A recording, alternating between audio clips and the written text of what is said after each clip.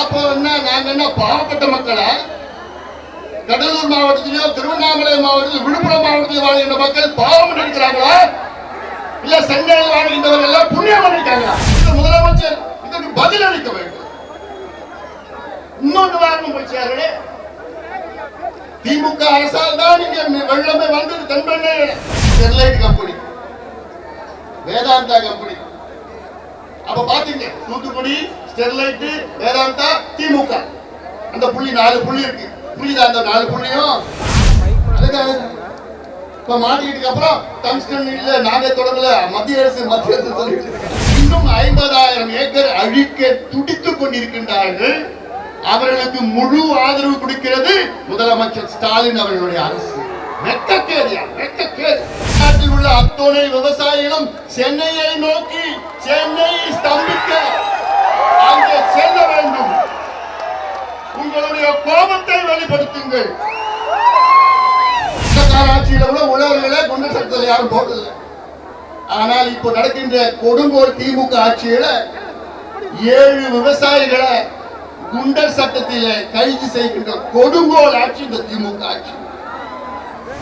இந்த மண்ணை அழிச்சுட்டு நாளைக்கு எங்க நீங்க போய் தாய்லாந்து கிட்ட போய் ஐயா எங்களுக்கு பிச்சை போடுங்க கேட்பீங்களா? இல்ல கம்போடியா, லாவோஸ், சைனா, ஜப்பான் கிட்ட போய் பிச்சை எடுக்க போறீங்களா? ஐயா எங்களுக்கு சோறு போடுங்க, எங்க மண்ணெல்லாம் நாங்க தொழிற்சாலையில கட்டிட்டோம், எங்களுக்கு சோறு விளைக்கிறதுக்கு இடமே இல்லையா, மண்ணே இல்லையான்னு சொல்ல போறீங்களா? அந்த நிலை வரக்கூடாது, வர விட மாட்டோம். தமிழ்நாட்டிலே 1 சென்ட் விளை நிலம் எங்க எடுத்தாலும் அங்கே முதல் நிற்பவர்கள் பாட்டாளி மக்கள் கட்சி. என்ன வேணா பண்ணி, என்ன வேணா பண்ணி பார்த்துக்கலாம். எங்களை போன்று தமிழ்நாட்டில் எந்த அரசியல் கட்சியும் கிடையாது. உழவர்களை பற்றி எந்த அரசியல் கட்சிக்கும் கவலை கிடையாது. இதற்கு பிறகுமா விவசாயிகள் இவர்கள் ஆதரிக்கிறீர்கள்? குண்டர் சட்டம் நினைத்து பாருங்கள். குண்டர் சட்டம், இந்த குண்டர் சட்டம் யார போடுவாங்க ஜெயில? கொலைகாரன், கொள்ளக்காரன், கஞ்சா விற்கிறவன், கள்ளச்சாரம் விற்கிறவன், தான் குண்டர் சட்டத்தை போடுவாங்க. ஆனா இந்த ஆட்சியில விவசாயிகளை, மண்ணுக்காக போராடுகின்ற விவசாயிகளை குண்டர் சட்டத்தில் போட்ட ஆட்சி.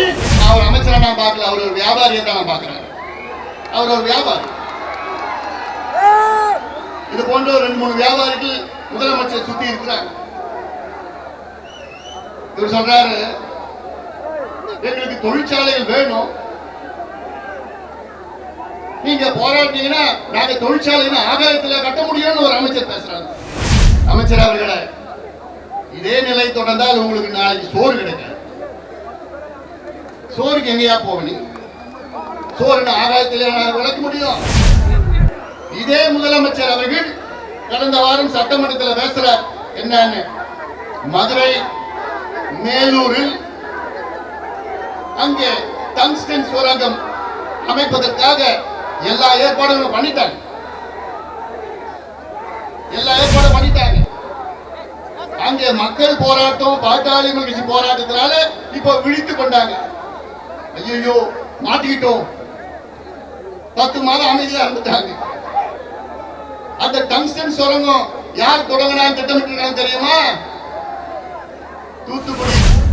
சட்டமன்றத்தில் பேசுறாரு முதலமைச்சர் ஸ்டாலின் அவர்கள். என்னன்னு, நான் இந்த பதவியில் இருக்கின்ற வரை டங்ஸ்டன் சுரங்கம் தொடங்க விடமாட்டேன் ஆவேசமா பேசுறாரு முதலமைச்சர் ஸ்டாலின் அவர்களே. இந்த ஆவேசம் ஏன்? நெய்வேலியில நிலக்கரி சுரங்கத்துக்கு எதிராக உங்களுக்கு பாருங்க. நெய்வேலியில இருக்கிறது அங்கே முப்போகம் விளைகின்ற அங்கேயும் விவசாய நிலம் தானே. அங்கே மேலூர்ல 5000 ஏக்கர், கடலூர்ல 50,000 ஏக்கர், 50,000 ஏக்கர் விளை நிலம் முப்போகம் செழுமையா இருக்கிறாங்க. அதை அழிக்கிறதுக்கு உங்களுக்கு மனசு வருது. எங்களுக்கு ஒரு 1000 ரூபாய் கொடுத்தா ஓட்டு போட்டுடுவாங்க, அவங்களோட வேலை முடிஞ்சு போச்சு. அடுத்தது மாணவர்களுக்கு ஒரு 1000 ரூபாய் கொடுத்தா அவங்க வேலை முடிஞ்சு போச்சு. அதான் நினைச்சிட்டு இருக்கிறாங்க. இல்ல, 10,000 கோடி வாங்கிக்கிட்டு வெளிநாட்டுல போய் அங்க ஏமாத்திட்டு வெளிநாட்டுல போய் சொகுசா வாழ்ந்துட்டு இருக்கிறான் பல பேர். 10,000 கோடி ஏமாத்தி ஆனா நம்ம விவசாயி 10,000 ரூபாய் வாங்கினு 10 முறை பேங்க்ல இருந்து வந்துட்டு போறான். தருமபுரி காவிரி உபரிநீர் சொல்லணும் அவசியம். எத்தனையோ நடைபயணம், போராட்டம், ஆர்ப்பாட்டம், கருத்து கேட்கிற கூட்டம் தமிழ்நாட்டில் உள்ள அத்துணை ஆறுகளுக்கும் நான் சென்றிருக்கின்றேன். தாமிரபரணியை காப்போம் என்று 2 நாள் நடைபயணம் மேற்கொண்டேன். பாபநாசத்திலிருந்து புன்னக்காய் வரைக்கும் 2 நாள் நடந்து போய் ஊரா போய் அங்கே துண்டு பிரச்சனை கொடுத்தேன். நாடாளுமன்றத்தில் வேளாண் சம்பந்தமாக 2 ஆண்டுகளில் 18 கேள்விகள் கேட்டிருக்கு. வேளாண் சம்பந்தமாக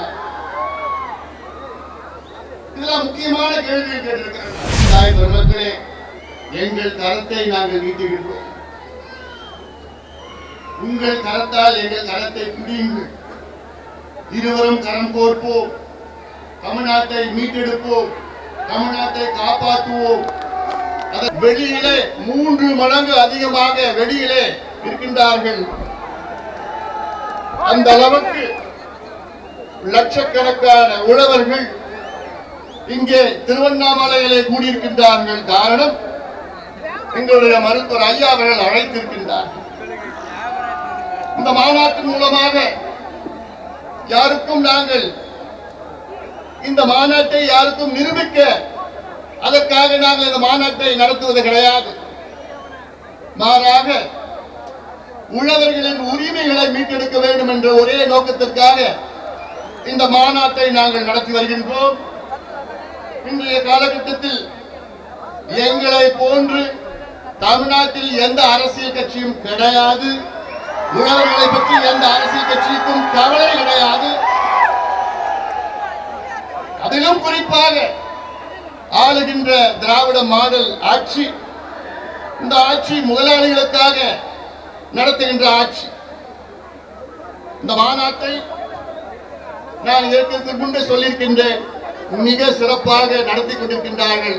20-25 நாட்களுக்கு முன்பு ஐயா அவர்கள் ஆலயமணி அவர்களையும் வேலுச்சாமி அவர்களையும் அழைத்து எனக்கு ஒரு உழவர் மாநாட்டு திருவண்ணாமலையிலே நடத்த வேண்டும் என்று அன்பு கட்டளையிட்டார். அவ்வளவுதான்.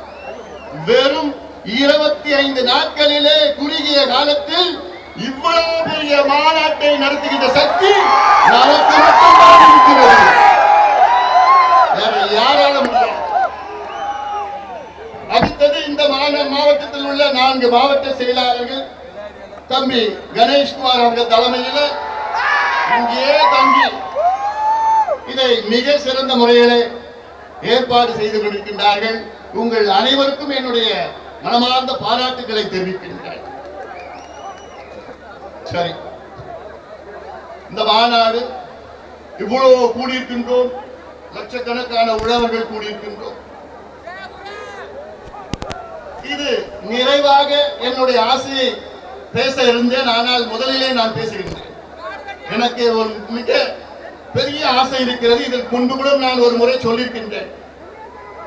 டெல்லியிலே நீங்கள் பார்த்திருப்பீர்கள், அங்கே விவசாயிகள் போராட்டம் என்று சொன்னாலே உடனடியாக டெல்லியை சுற்றி லட்சக்கணக்கான விவசாயிகள் அங்கே தங்கி 1 மாதம் 2 மாதம் 3 மாதம் தங்கி அவர்களுடைய கோரிக்கையை நிறைவேற்றுவார்கள். அதே போன்றுதான் என்னுடைய ஆசை. தமிழ்நாட்டில் உள்ள அத்துணை விவசாயிகளும் சென்னையை நோக்கி, சென்னையை ஸ்தம்பிக்க அங்கே செல்ல வேண்டும்.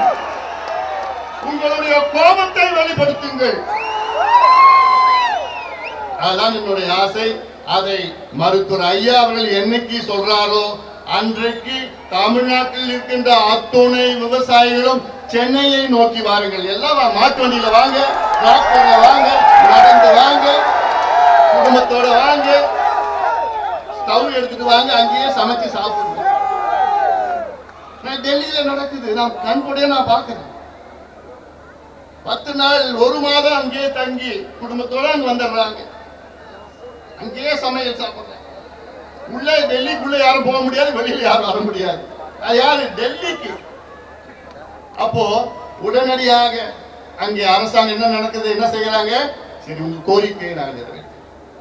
ஆனால் தமிழ்நாட்டில் நம் தலையெடுத்து சிதறி கிடக்கின்ற விவசாயிகள் ஒற்றுமை இல்லாத விவசாயிகள் மத்தியில இப்போ நடத்துகின்ற ஆட்சிகள் உங்களை ஏமாற்றி ஆட்சி பொறுப்பில் வந்து இப்ப இருக்கின்றவர்களுக்கெல்லாம் விவசாயம் என்றால் என்ன தெரியாது, உழவன் என்றால் என்ன தெரியாது. முதலாளிக்காக நடத்துகின்ற ஆட்சி. தமிழ்நாட்டில் 3 துறைகள் இருக்கிறது. ஒன்று வேளாண் துறை, அடுத்தது உற்பத்தி துறை, மூன்றாவது சேவை துறை. இந்த 3 துறைகளும் சேர்ந்துதான் தமிழ்நாட்டினுடைய மொத்த உற்பத்தி ஜிஎஸ்டிபி என்று சொல்வார்கள். இதை நிர்ணயிக்கிறது. அதாவது என்னடா இவன் என்னமோ பேசுறான்னு நினைச்சுக்காதீங்க, இது நீங்க அவசியம் தெரிஞ்சுக்கணும். ஏன் சொல்றேன்னா 3 துறைகள், அக்ரிகல்ச்சரல், மேனுஃபேக்சரிங், சர்வீஸ் செக்டர். முதல் துறை விவசாயத்துறை. வேளாண் துறையில அங்கே மக்கள் பங்களிப்பு எவ்வளவு தெரியுமா? 63 விழுக்காடு. தமிழ்நாட்டில் இருப்பவர்கள் 63 விழுக்காடு மக்கள் யாரு? உழவர்கள். ஆனால் அவர்களுடைய தமிழ்நாட்டினுடைய உற்பத்தி பங்களிப்பு, பொருளாதாரத்தின் பங்களிப்பு எவ்வளவு தெரியுமா? வெறும் 17 விழுக்காடு, 11%. இருக்கிறது எவ்வளவு? 63 விழுக்காடு. அவருடைய பங்களிப்பு வெறும் 17 விழுக்காடு. அடுத்தது உற்பத்தி துறை. உற்பத்தி என்ன தெரியுமா? மேனுஃபேக்சரிங். மேனுஃபேக்சரிங் இந்த காரு, இந்த ஷர்ட், பேஸ்ட், பிரஷ் எல்லாம் மேனுஃபேக்சர் உற்பத்தி பண்றாங்க இண்டஸ்ட்ரி ஃபேக்டரி மூலமா. அது உற்பத்தி துறை. அது எவ்வளவு பங்களிப்புனா 37%. மூன்றாவது சேவை துறை, சர்வீஸ் செக்டர். சேவை துறைனா என்னன்னா இப்ப ஐடி செக்டர் இருக்கு, கம்ப்யூட்டர் ஐடி செக்டர், தொழில்நுட்பம், இல்லது ஹாஸ்பிட்டல், இல்லது ஹோட்டல், இதெல்லாம் வந்து சேவை துறை. இதனுடைய பங்களிப்பு 46 விழுக்காடு. மீதி இருக்கிற ஒரு 3-4 விழுக்காடு மற்ற துறைகள். அப்போ 63 விழுக்காடு மக்கள் தொகை, வெறும் 11 விழுக்காடு தான் அவங்களுடைய பங்களிப்பு. 37 விழுக்காடு உள்ளவர்கள் கிட்டத்தட்ட 85 விழுக்காடு பங்களிப்பு. அப்போ இதனாலதான் உழவர்கள் முன்னேறாமல் இருக்கின்றார்கள். அதற்கு முக்கிய காரணம் என்னவென்றால் அரசாங்கம் உழவர்களுக்கு ஏற்ற ஒரு கொள்கையை கொண்டு வருவது கிடையாது. காரணம் அவர்களுக்கு என்னன்னு தெரியாது. உழவர்களை ஒன்று கூடுங்கள். இந்த பாட்டு தான் பார்த்திருக்கோம். நம்ம ஜெயபாஸ்கர் எழுதிய பாட்டு, துப்பவனம் குப்புசாமி அவர்கள் இசையமைத்த பாட்டு பாடுங்க. எல்லாம் வாங்க உழவர்கள், ஐயா பின்னாடி வாங்க. நம்ம ஏமாந்தது போதும், இவர்கள் ஏமாற்றியது போதும். முதலமைச்சர் ஸ்டாலின் அவர்களுக்கும் விவசாயத்திற்கும் என்ன சம்பந்தம் இருக்கு?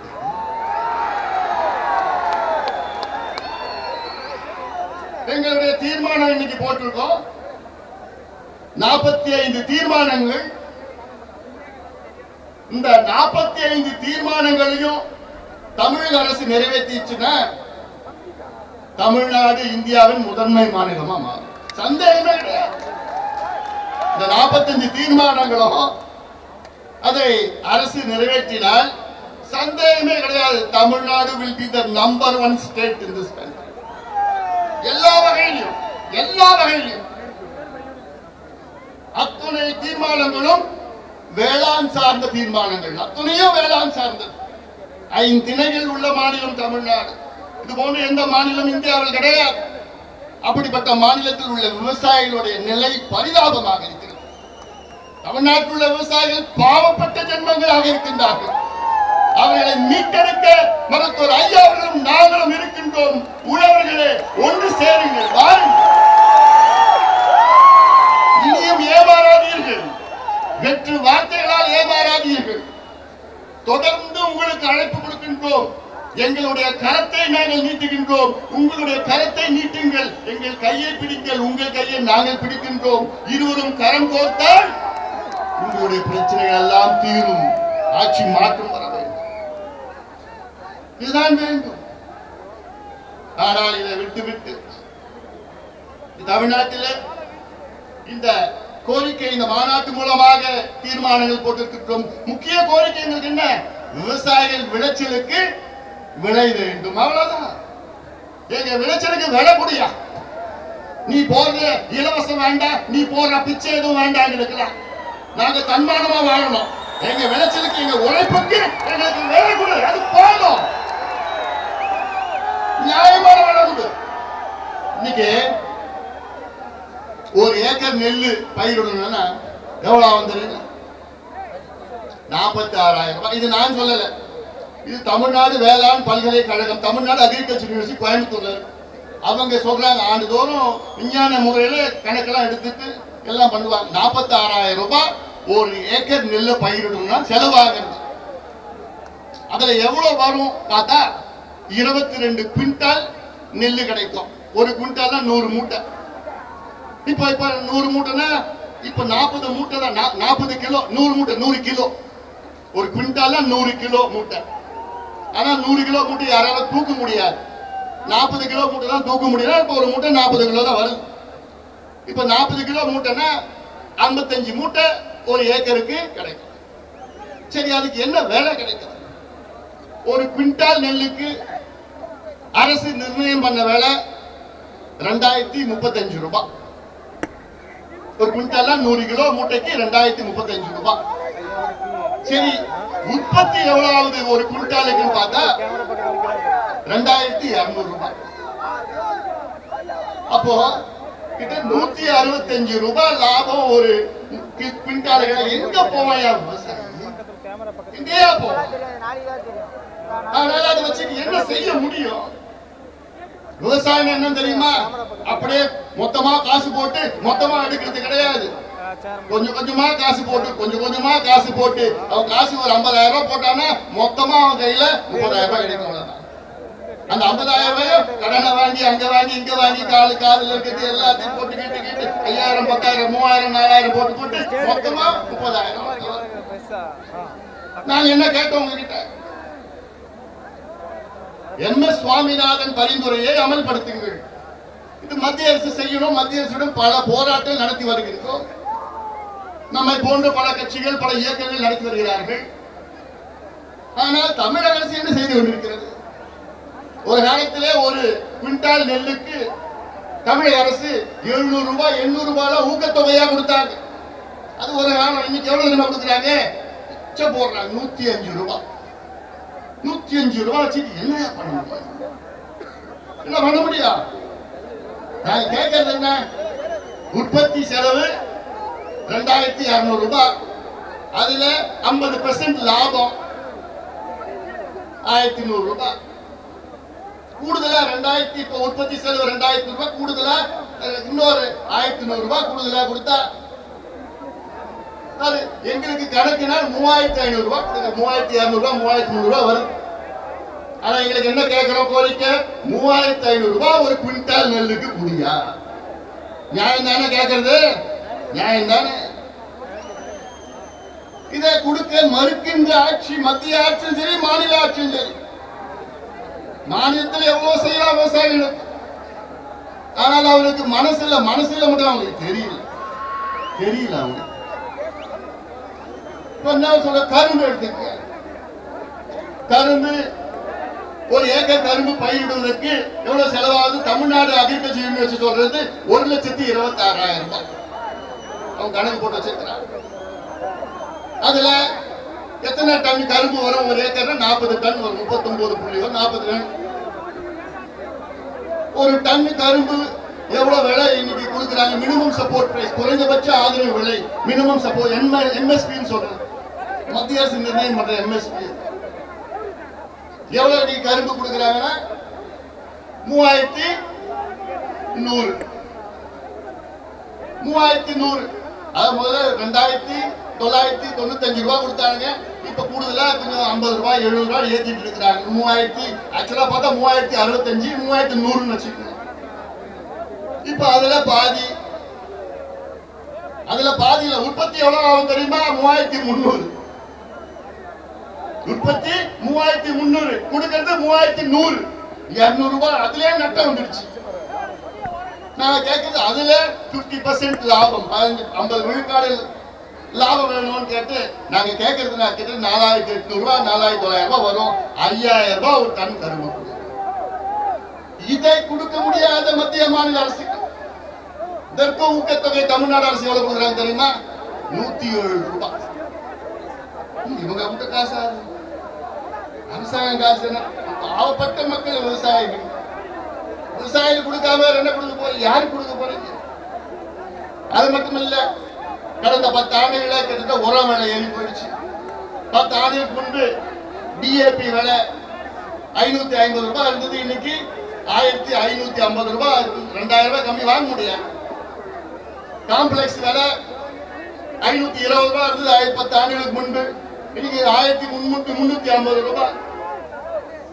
பொட்டாஷ் விலை 310 ரூபாய் இருந்தது 10 ஆண்டுகளுக்கு முன்பு, இன்னைக்கு 1700 ரூபாய். அது கிடைக்கிறது கிடையாது. யூரியா பாத்தீங்கன்னா அது ஒரு விலை நிர்ணயம் இருக்கு, 266 ரூபாய் தான். அப்பயும் ஒரு 250 ரூபாய், இப்ப 266 ரூபாய். அதுக்கு அதை ஏற்ற முடியல. இதெல்லாம் ஏன் சொல்றேன்னா, இதை விவசாயிகள் இதை வைத்து அவர்கள் வாழ முடியாத ஒரு சூழல். அதை பற்றி முதலமைச்சர் ஸ்டாலின் அவர்களுக்கோ சரி, அவர்கள் சுத்தி இருக்கின்ற அமைச்சர் பெருமக்களுக்கோ சரி, ஆட்சியாளருக்கு எந்த கவலையும் எந்த அக்கறையும் கிடையாது. இதுல வெயில் அதிகம், வறட்சி வந்துச்சுன்னா, மழை, வெள்ளம். இப்ப சமீபத்தில் வெள்ளம் வந்தது. வெள்ளம் வந்து எவ்வளவு கொடுத்தாங்க? நிவாரணம் எவ்வளவு கொடுத்தாங்க? ஒரு வீட்டுக்கு 2000 ரூபாய். அது வரல, அது திமுக காரங்க போயிடுச்சு.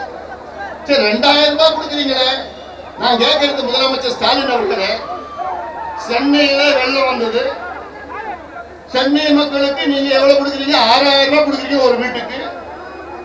தூத்துக்குடி, தென்காசியில வெள்ளம் வந்தது. அங்க இருக்கின்ற மக்களுக்கு நீங்க ஒரு வீட்டுக்கு 6000 ரூபாய் கொடுக்குறீங்க. ஆனா கடலூர்ல வெள்ளம் வந்தது, விழுப்புரத்துல வெள்ளம், கள்ளக்குறிச்சியில வெள்ளம், திருவண்ணாமலையில வெள்ளம் வந்ததுன்னா எவ்வளவு கொடுக்குறீங்க? 2000 ரூபாய். அப்போ என்ன, நாங்க என்ன பாவப்பட்ட மக்களா? கடலூர் மாவட்டத்திலயோ, திருவண்ணாமலை மாவட்டத்தில், விழுப்புரம் மாவட்டத்தில் வாழ்கின்ற மக்கள் பாவம் நினைக்கிறாங்களா? இல்ல சென்னையில் வாழ்கின்றவர்கள் எல்லாம் புண்ணியம் பண்ணிருக்காங்களா? என்ன பாகுபாடு? இது முதலமைச்சர் இதற்கு பதில் அளிக்க வேண்டும். இன்னொன்று வாரம் போச்சாரு, திமுக அரசால் தான் இங்க வெள்ளமே வந்தது. தென்பெண்ணை விடிய காலையில 2:30 மணிக்கு முதலமைச்சருக்கு அன்புமணி சொல்வது புரியாதான பதில் அளிக்க முடியும்.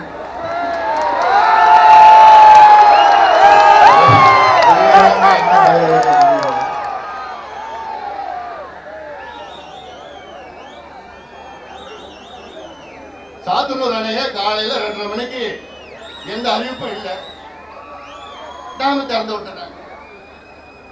சரி, நான் கேட்கிறேன், புயல் வந்துடுச்சு.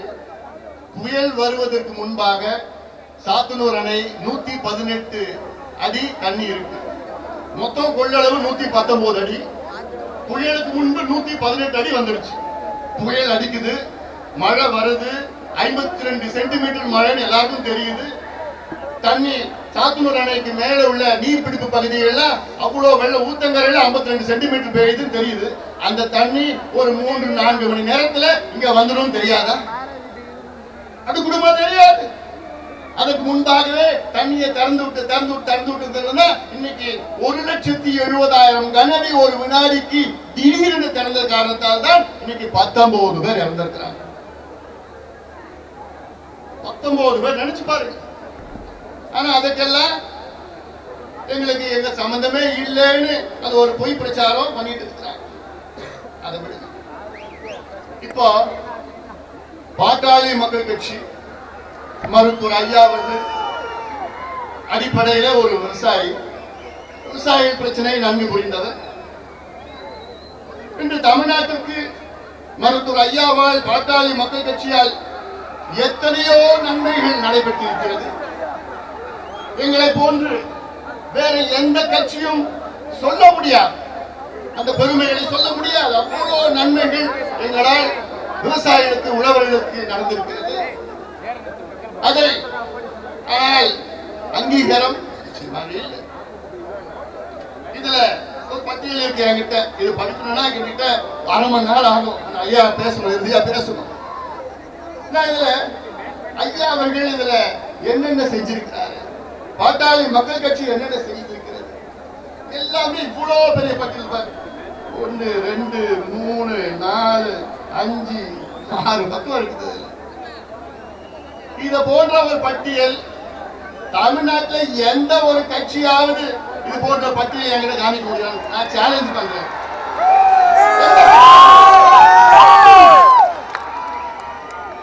கும்மிடி பூண்டியில இருந்து கன்னியாகுமரி வரை ஒவ்வொரு பகுதியிலும் ஒவ்வொரு மாவட்டத்திலும் எங்கள் ஐயா அவர்கள் போராடி இருக்கின்றார். பாட்டாளி மகிழ்ச்சி போராடி இருக்கிறார். போராட்டம் ஏதோ பேசி பேருக்குன்னு கிடையாது. போராட்டம் செய்து வெற்றி பெற்றிருக்கின்றோம். திருவள்ளூர் இப்ப இருக்கிற 38 மாவட்டம் இருக்கு. இதுக்கு முன்பு 32 மாவட்டங்கள் இருந்தது. 32 மாவட்டங்களிலும் நாங்கள் போராடி இருக்கிறோம். சென்னையை தவிர 31 மாவட்டத்தில் போராடி. ஒரு உதாரணம் நான் சொல்றேன். எவ்வளவு இருக்கு சிலதை நான் மறந்துருக்கலாம். திருவள்ளூர் மாவட்டம் எடுத்துங்க. அங்க இன்றைக்கு அறிவுசார் நகர், இன்டெலெக்சுவல் சிட்டியா. அது என்ன தெரியுமா?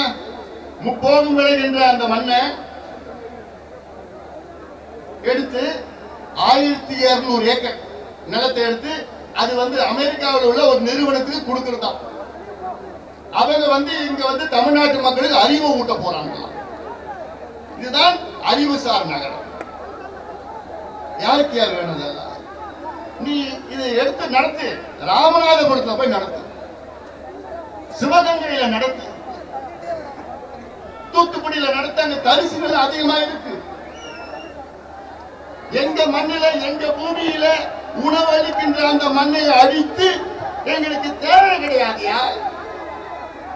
எங்களுக்கு தேவையில்லை. நான் தொடக்கத்தில் சொன்னேன்ல, 63 விழுக்காடு மக்கள் ஒரு பக்கம், விவசாயிகள் ஒரு பக்கம், 37 விழுக்காடு மக்கள் மறுபக்கம், முதலாளிகள் ஒரு பக்கம். திமுக அரசு இந்த 37 விழுக்காட்டில் உள்ள முதலாளிகள் பக்கம் இருக்கிறது. பாட்டாளி மக்கள் கட்சி இந்த 63 விழுக்காடு உழவர்கள் பக்கம் இருக்கிறது. ஆனால் நினைத்து பாருங்கள், ஆட்சி யார்கிட்ட இருக்கு? ஏமாற்றுகின்ற திமுக கிட்ட இருக்கு. இது உழவர்கள் புரிந்து கொள்ள வேண்டும், விவசாயிகள் புரிந்து கொள்ள வேண்டும். திருவள்ளூர் மாவட்டம் அங்கே பசத்தலை ஆத்துல ஆந்திராவிலே தடுப்பணை கட்டுகின்ற திட்டம் இருந்தது. அதை போராட்டம் மூலமாக நாங்கள் தடுத்திருக்கின்றோம், நிறுத்தியிருக்கின்றோம் அந்த திட்டத்தை. செங்கல்பட்டு மாவட்டம், காஞ்சிபுரம் மாவட்டம், அங்கே ஒரு துணை நகரம் வரும் என்று அறிவித்தார்கள் திமுக முந்தைய ஆட்சியிலே. அண்ணன் தனியா ஒருவரை தடுத்து நிறுத்தி 50,000 ஏக்கர் விளைநிலங்களை காப்பாற்றியது எங்களுடைய மருத்துவர் ஐயா அவர்கள் தானே. செய்யூரில் 2000 ஏக்கர் அனல் மின் நிலையம் அமைப்பதற்காக கையகப்படுத்த தயாராக இருந்தார்கள். ஆனால் அதையும் தடுத்து நிறுத்தியது பாட்டாளி கட்சியும் மருத்துவர் ஐயா அவர்தான். ஸ்ரீபெரும்புத்தூரிலே 7000 ஏக்கரிலே ஒரு விமான நிலையம் வர இருந்தது. அதையும் போராட்டம் நடத்தின. ஆனால் இப்பொழுது பரந்தூரிலே வந்திருக்கிறது. பரந்தூரில் கூட விமான நிலையம் வரக்கூடாது. திருப்போரூர் பகுதியில் 5000 ஏக்கர் உப்பளம் நிலம் இருக்கிறது. அங்கே இந்த விமான நிலையம் அங்கே தான் வர வேண்டும். காரணம், திருப்போரூருக்கும் இப்ப இருக்கின்ற விமான நிலையத்திற்கும் இணைப்பு கிட்டத்தட்ட ஒரு 10-15 கிலோமீட்டர் தான். அந்த இணைச்சா அது சிறப்பாக இருக்கும். அதை விட்டு 5000 ஏக்கர் விளைநிலங்களை கையகப்படுத்தி சென்னையிலிருந்து 80-90 கிலோமீட்டர் தூரத்துல ஒரு விமான நிலையம் என்றால் அது வெற்றி பெறாத அந்த விமான நிலையம். அடுத்தது வேலூர் மாவட்டம். வேலூர் மாவட்டம் என்றால் தோல் பதனிடும் தொழிற்சாலைகள் நிறைந்த மாவட்டம். The most black district of India என்று பெயர் பெற்றது வேலூரில்.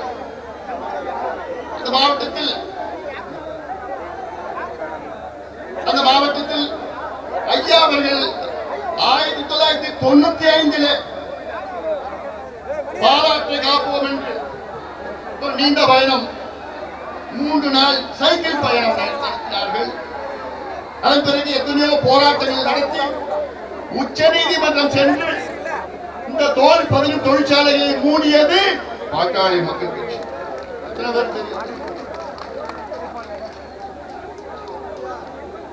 அதே போன்று வேலூர் மாவட்டத்தில் பாலாற்றையும் தென்பெண்ணையாற்றையும் இணைக்க வேண்டும் என்று எத்தனையோ போராட்டங்கள் நடத்தி வருகின்றோம். ஆனால் அந்த மாவட்டத்தில் தான் அமைச்சர் இருக்கிறார், நீர்வளத்துறை அமைச்சர் இருக்கிறார். அவரை கேட்டா அப்படின்னு சொல்றாரு. அப்படின்னு அர்த்தம் நிறைய அர்த்தம் இருக்கிறது. அதே போன்று திருவண்ணாமலை மாவட்டத்தில் நந்தன் கால்வாய் திட்டம், இந்த நந்தன் கால்வாய் திட்டம் அமைக்க வேண்டும் என்று 45 ஆண்டு கால மக்களுடைய கோரிக்கை, 45 ஆண்டு கால கோரிக்கை. இந்த கோரிக்கையை ஒவ்வொருவரும் ஆட்சிக்கு வந்து நந்தன் கால்வாய் நந்தன் கால்வாய் நந்தன் கால்வாய் என்று சொல்லிக் கொண்டிருப்பார்கள். ஆனால் ஒருவரும் அதை நடத்தியது கிடையாது, அமைத்தது கிடையாது. திருவண்ணாமலை மாவட்டத்தில் செய்யார் பகுதியில் மேல்மா பகுதியில் சிப்காட் நிலத்தை சிப்காட் உருவாக்குவதற்காக 3500 ஏக்கர் விளைநிலங்களை கையகப்படுத்த திட்டமிட்டிருக்கிறார்கள். அதை தடுத்து நிறுத்தியது பாட்டாளி மக்கள் கட்சி. அங்க இருக்கின்ற உழவர்கள் நீண்ட காலமாக போராட்டம் நடத்தினார்கள். நீண்ட போராட்டம் நடத்தின அந்த போராட்டத்திற்கு முழு ஆதரவு நாம் கொடுத்தோம். உலகத்துல எத்தனையோ கொடுங்கோல் ஆட்சி நம்ம பார்த்திருக்கிறோம். அந்த கொடுங்கோல் ஆட்சியில கூட உழவர்களை சிறை பிடித்து அவர்கள் மீது குண்டர் சட்டம் போடல யாரும். வெள்ளக்கார ஆட்சியில கூட உழவர்களை குண்டர் சட்டத்தில் யாரும் போடல. ஆனால் இப்போ நடக்கின்ற கொடுங்கோல் திமுக ஆட்சியில 7 விவசாயிகளை குண்டர் சட்டத்தில் கைது செய்கின்ற கொடுங்கோல் ஆட்சி இந்த திமுக ஆட்சி. இதற்கு பிறகுமா விவசாயிகள் இவர்கள் ஆதரிக்கிறீர்கள்? குண்டர் சட்டம் நினைத்து பாருங்கள். குண்டர் சட்டம், இந்த குண்டர் சட்டம் யார போடுவாங்க ஜெயில? கொலைக்காரன், கொள்ளக்காரன், கஞ்சா விற்கிறவன், கள்ளச்சாரம் விற்கிறவன், இவங்கதான் குண்டர் சட்டத்தை போடுவாங்க. ஆனா இந்த ஆட்சியில விவசாயிகளை, மண்ணுக்காக போராடுகின்ற விவசாயிகளை குண்டர் சட்டத்தில் போட்ட ஆட்சி இந்த மாவட்டத்தில். ஒரு அமைச்சர் இருக்கிறார், நான் அவர் அமைச்சரா நான் பார்க்கல, அவர் ஒரு வியாபாரியை தான் நான் பார்க்கிறேன். அவர் ஒரு வியாபாரி. இது போன்ற ஒரு 2-3 வியாபாரிகள் முதலமைச்சர் சுத்தி இருக்கிறாங்க. இவர் சொல்றாரு, எங்களுக்கு தொழிற்சாலைகள் வேணும், நீங்க போராட்டீங்கன்னா நாங்க தொழிற்சாலை ஆகாயத்துல கட்ட முடியும்னு ஒரு அமைச்சர் பேசுறாங்க. அமைச்சர் அவர்களே, இதே நிலை தொடர்ந்தால் உங்களுக்கு நாளைக்கு சோறு கிடைக்காது. சோறுக்கு எங்கேயா போவீங்க? சோறு ஆகாயத்திலே விளைக்க முடியும்? இந்த மண்ணில் தான் விளைக்க முடியும்.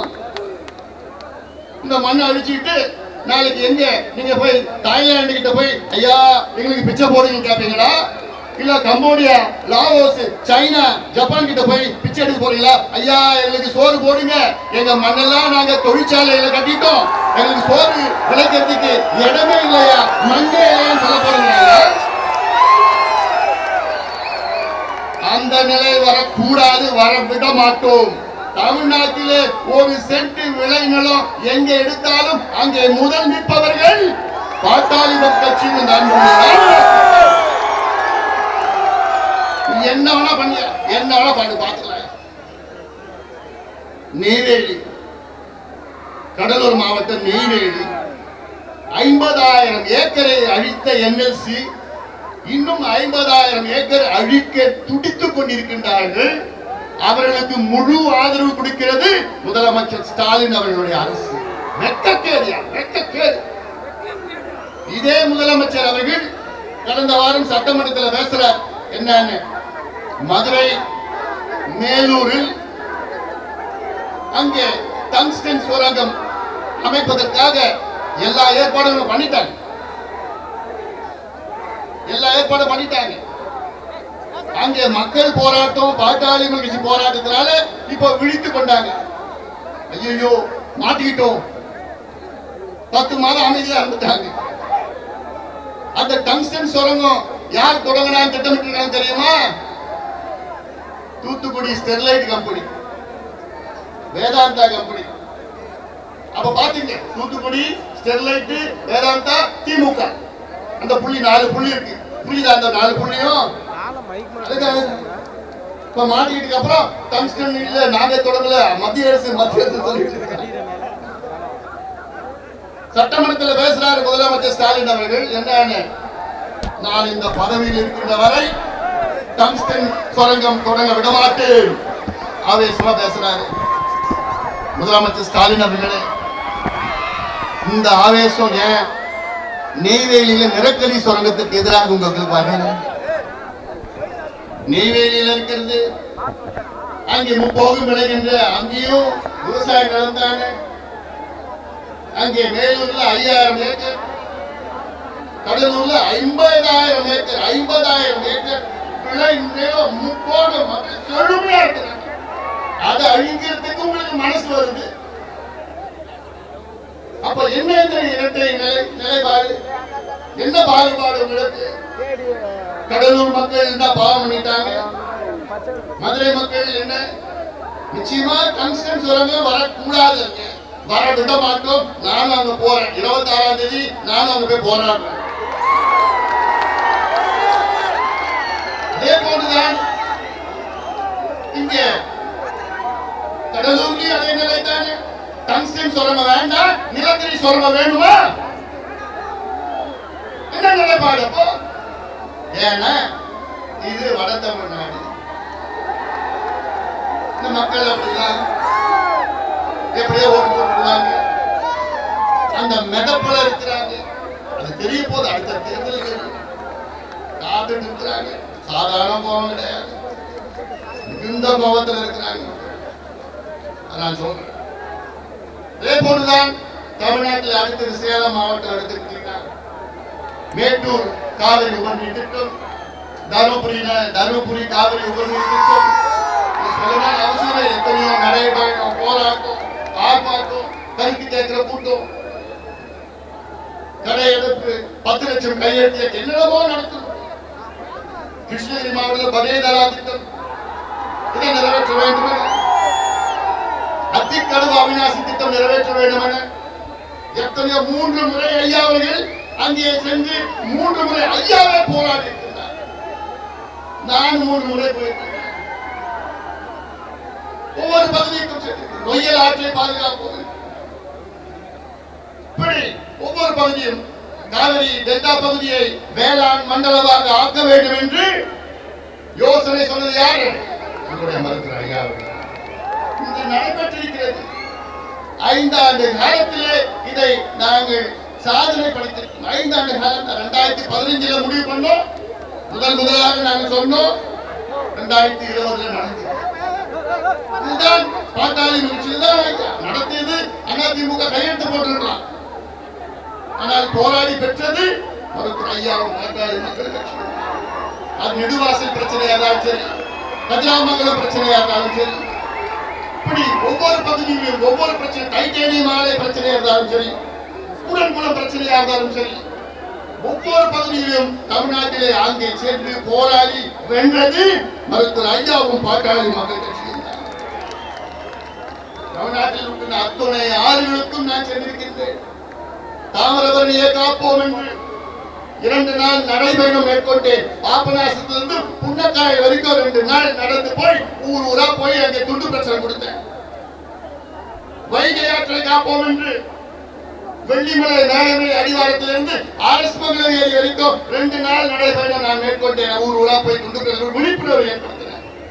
அதே அரசு மங்கலம் ஏரிய 1995 எங்களோட மருத்துவர் ஐயா அவர்கள் அந்த ஏரியில 2 நாள் தங்கி அந்த ஏரியை தூர் வாங்கிட்டு இருந்தார். எப்போ?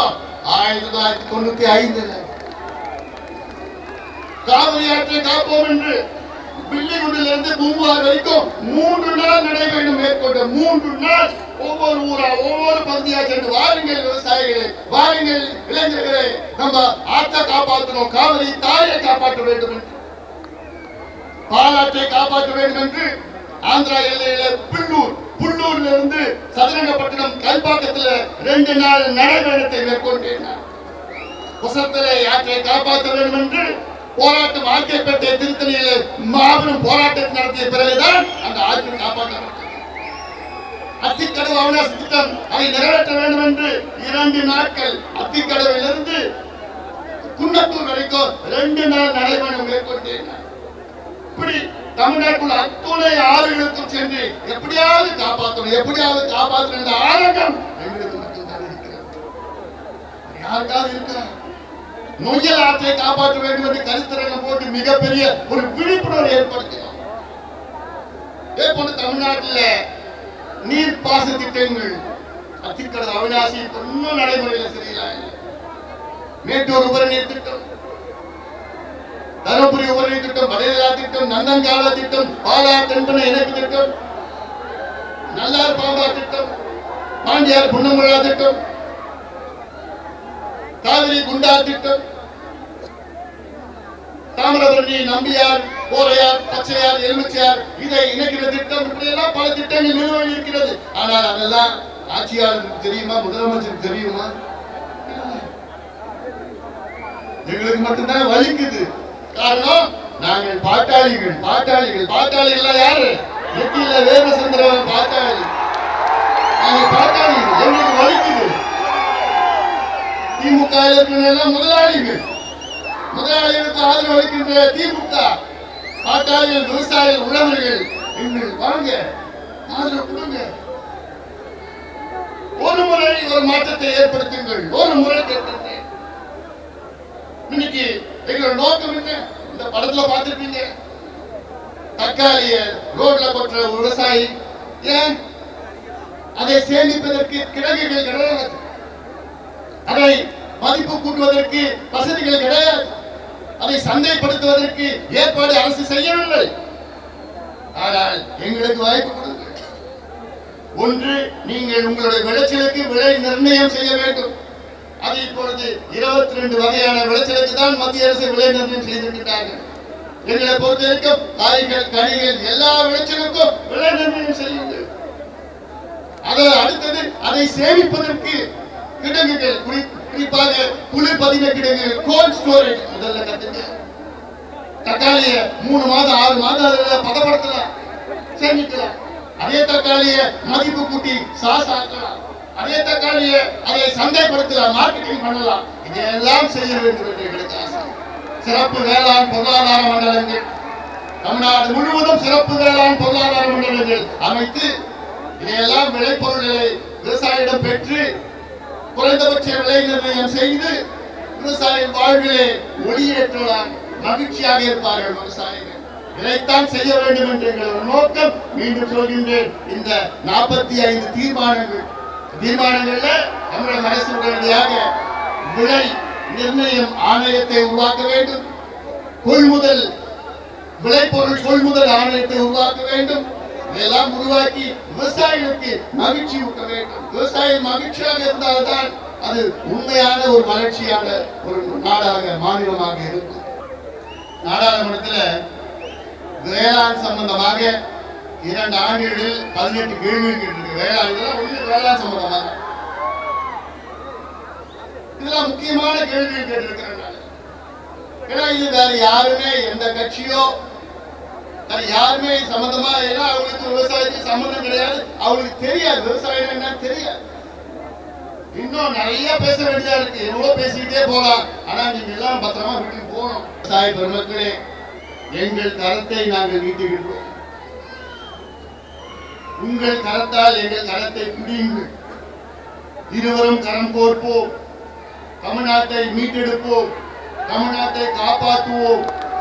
அதற்கு அதிகாரம் வேண்டும், ஆட்சி அதிகாரம் வேண்டும், அதற்கு ஒரு மாற்றம் வேண்டும். இந்த மாற்றம் விவசாயிகளால் மட்டும்தான் முடியும். தமிழ்நாடு நினைச்சு பாருங்க, 63 விழுக்காடு விவசாயிகள் தமிழ்நாட்டிலே ஒன்று சேர்ந்தீர்கள் என்றால் மிகப்பெரிய மாற்றம் வர வேண்டும். அந்த மாற்றம் வரும். அதற்கு எல்லோரும் கரம் கோர்த்து அத்துணை விவசாயிகள் வாருங்கள், எங்களுக்கு ஆதரவு தாருங்கள் என்று சொல்லி இந்த மாநாட்டை மிக சிறப்பாக நடத்தி கொண்டிருக்கின்ற நம்முடைய உணவு தெரிவிக்கும் வெளிச்சாமி, ஆலைமணி, கணேஷ்குமார் உள்ளிட்ட அத்துறை மாவட்ட உள்ளிட்ட அனைவருக்கும் என்னுடைய பணிவான வணக்கங்களை, நன்றிகளை தெரிவித்து